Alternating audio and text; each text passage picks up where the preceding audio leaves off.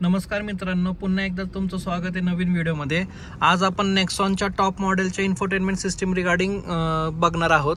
जसं तुम्ही बघू शकता स्क्रीनमध्ये हे नेक्सॉनचं इन्फोटेनमेंट सिस्टीम आहे। ह्याची साईज आपल्याला 10.2 मध्ये भेटते आणि हे इन्फोटेनमेंट सिस्टीमचं मेन यूआयचं पेज आहे। त्यानंतर तुम्ही जसं बघू शकता लेफ्ट हँड साईडला आपल्याला टाइम कुठला दिवस येतो आणि डेट शो होती। त्याच्या शेजारी आल्याच्या नंतर तुम्हाला फॅनचं आयकॉन दिसतं, त्याच्यावरती क्लिक केल्याच्या नंतर आपला फॅन कुठल्या स्पीडनी चाललाय ते कळतं। त्याच्या शेजारी तुम्हाला व्हॉल्यूमचं बटन दिसतं, तुम्ही तिथं व्हॉल्यूम गाडीतला कमी जास्त किंवा म्यूट करू शकता। त्याच्या शेजारी बेल आयकॉन आहे, आपल्याला कुठलं नोटिफिकेशन गाडीमध्ये software regarding, vehicle regarding, phone regarding किंवा कुठल्या अदर गोष्टी रिगार्डिंग आल्या असेल तर ते आपल्याला तिथं क्लिक केल्याच्या नंतर दिसून जातं। त्याच्या शेजारी जर तुम्ही बघता तर हे आपलं मेनूचं बटन आहे, ह्याच्यावरती क्लिक केल्याच्या नंतर गाडीमध्ये वेगवेगळ्या कुठल्या गोष्टी आहेत तिथे ते पेज ओपन होतं। त्यानंतर गाडीमध्ये तुम्हाला एखादी गोष्ट सर्च करायची असेल तर इथं क्लिक केल्याच्या नंतर तुम्ही टाईप करून मीडिया, फोन सेटिंग किंवा अजून दुसऱ्या गोष्टींबद्दलच्या गोष्टी इथं तुम्ही सर्च करू शकतात। आणि हे आपलं बॅकचं बटन आहे, त्याच्या शेजारी हे टेम्परेचरचं बटन आहे। गाडी आपली हॉट किंवा कोल्ड असेल तर हे टेम्परेचर तिथं शो होऊन जातं। गाडी आता बंद आहे त्यामुळे तो आयकॉन दिसत नाही आपल्याला। तुम्हाला जर गाडीतला फक्त घड्याळाचा आयकॉन हवा असेल तर स्लाइटली तुम्ही लेफ्ट टू राईट हिथून असं स्लाइड करायचं आहे, तुम्हाला हे घड्याळाचं आयकॉन आपल्याला दिसून जातं। आणि पुन्हा तुम्हाला मेन पेजला यायचं असेल आणि हे नको हवं असेल तर तुम्ही परत from right to left slide करायचं आहे, त्यानंतर तुम्ही परत मेन पेजला येऊन जातात। वरनं तुम्ही स्लाइड केल्याच्या नंतर आपल्याला हे जे आहे पेज ओपन होतं। ह्याच्यामध्ये पण शॉर्टकट्स दिलेले, तुम्ही सोर्स, मीडिया, डिव्हाइस, वायफाय किंवा आपला 360 कॅमेरा, नोटिफिकेशन आणि ॲपल कारप्ले, ब्राईटनेस जर तुम्हाला इन्फोटेनमेंट सिस्टीमची कमी जास्त करायची असेल तर तुम्ही ते इथून करू शकता। सेटिंगला पण डायरेक्टली तुम्ही इथून जाऊ शकता, हे आपल्याला शॉर्टकट दिलेलं आहे। आणि तुम्हाला हे नको हवं असेल तर परत तुम्ही normally from down to up slide करायचं आहे। तर आता मेनूच्या बटनला क्लिक केल्याच्या नंतर आपल्याला यामध्ये बऱ्याचशा गोष्टी भेटतात, जसं की आपलं हे नेक्सॉनचं टॉप मॉडेल आहे त्यामुळे तुम्हाला यामध्ये अँड्रॉइड ऑटो आणि ॲपल कारप्ले हे वायरलेस भेटतं। माझा आत्ता फोन ॲपलचा गाडीला कनेक्ट आहे त्यामुळे ॲपल कारप्लेचा आयकॉन इथं एनेबल झालेलं आहे। जसं मी त्याच्यावरती क्लिक करू तसं माझं हे ॲपलचा फोनचं जे शॉर्टकट आहेत ते सगळे येऊन जातात। इथनं तुम्ही आपल्या ॲपलच्या रिगार्डिंग ज्या गोष्टी त्या मॉनिटर करू शकता।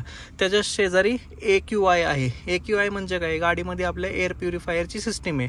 हे क्लिक दाबल्याच्या नंतर तुम्हाला एअर प्युरिफायर म्हणजे आत्ता गाडीमध्ये प्युरिफिकेशन लेवल काय आहे ते तुम्हाला डिस्प्ले होतं। गाडी बंद आहे आत्ता त्यामुळं ते आपल्याला दिसून येत नाही। त्याच्या शेजारी क्लायमेटचं पण सेम तसेच, गाडीमध्ये आत्ता करंट टेम्परेचर तुमच्या किती आहे, गाडीमध्ये फॉर एक्झाम्पल तुम्ही लोला ठेवलेला असेल आणि गाडीमध्ये आता 16-17 जर टेम्परेचर असेल तर ते तिथं शो होऊन जातं। ड्राईव्ह नेक्स्ट मध्ये काय, ड्राईव्ह नेक्स्टला तुम्ही क्लिक केल्याच्या नंतर गाडीच्या रिगार्डिंग जी पूर्ण माहिती आहे ती आपल्याला दिसते। इथं वेगवेगळ्या गोष्टी आहेत, ट्रिप A, ट्रिप B ची इन्फॉर्मेशन पूर्ण गाडीमध्ये दिसते, म्हणजे तुम्ही गाडी कशी चालवली कशी नाही त्या रिगार्डिंग।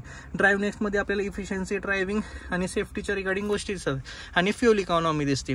तुम्ही स्लाइड केल्याच्या नंतर इफिशियन्सीच्या रिगार्डिंग माहिती भेटते। परत एकदा स्लाइड केल्याच्या नंतर ड्रायव्हिंगच्या रिगार्डिंग आपल्याला इथं पूर्ण माहिती भेटते। परत एकदा स्लाइड केल्याच्या नंतर सेफ्टीच्या रिगार्डिंग जी काय आहे ट्रिप A मध्ये ती जी पूर्ण माहिती भेटते। जर तुम्हाला ट्रिप B ची माहिती असेल तर इथं क्लिक करून तुम्ही ट्रिप B दाबायचं, ट्रिप B ची आपल्याला परत इथं माहिती डिस्प्ले व्हायला लागली, जसं की तुम्ही स्क्रीनमध्ये आत्ता पाहू शकता। परत एकदा मी बॅक जातो, बॅक आल्याच्या नंतर आपल्याला इमेज व्ह्यूवर दिसतो। इमेज व्ह्यूवर म्हणजे काय, गाडीमध्ये जर तुम्ही USB कनेक्ट केला असेल आणि तुम्हाला इमेज पाहिजे असतील तर हे तुम्ही क्लिक केल्याच्या नंतर USB ओपन होतो आणि त्यातले तुम्ही इमेज गाडीच्या इन्फोटेनमेंट सिस्टीममध्ये आरामशीर पाहू शकता। मीडिया म्हणजे काय, मीडियाला क्लिक केल्याच्या नंतर गाडीमध्ये तुम्ही फॉर एक्झाम्पल USB लावला असेल तर ते तुम्हाला इथं दिसून जातं, ब्लूटूथ कनेक्ट केलं असेल तर ते तिथं दिसून जातं। जसं मी तुम्हाला सांगितलं गाडीमध्ये मी आता ॲपल कारप्ले कनेक्ट केलेलं आहे त्यामुळं ॲपल कारप्लेचं आयकॉन इथं येऊन जाते। त्याचसोबत फोनवर क्लिक केल्याच्या नंतर तुम्हाला जर कोणाला फोन करायचा असेल, काय करायचं असेल तर तुम्ही डिरेक्टली इथून क्लिक करून ते ऑपरेट करू शकता।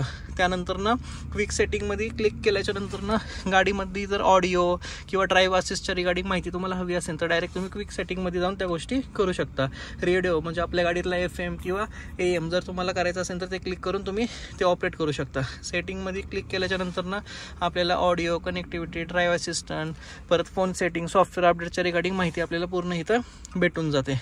360 डिग्री कॅमेरा, गाडी आता बंद आहे त्यामुळे हे ऑपरेट नाही होणार, हे खूप युनिक फीचर आहे। इथं क्लिक केल्याच्या नंतर गाडीतला 360 व्ह्यू आपल्याला येऊन जातो। आता हे बंद आहे, इग्निशन ऑन आहे, ऑफ आहे, त्यामुळे तसं होतंय. पण गाडीची कॅमेरा क्वालिटी अल्टिमेट आहे, एकदम हाय एंड कारमध्ये बसल्याचा व्ह्यू येऊन जातो. त्या शेजारी व्हिडिओ प्लेअर पण मी जसं तुम्हाला सांगितलं इमेज व्ह्यूवर सारखंच आहे. जर गाडीमध्ये USB कनेक्ट असेल, त्यामध्ये व्हिडिओज असतील, तर ते तिथं क्लिक केल्याच्या नंतर तुमच्या गाडीमधले व्हिडिओ जे असतील ते प्ले होऊन जातील. आणि व्हॉइस असिस्टंट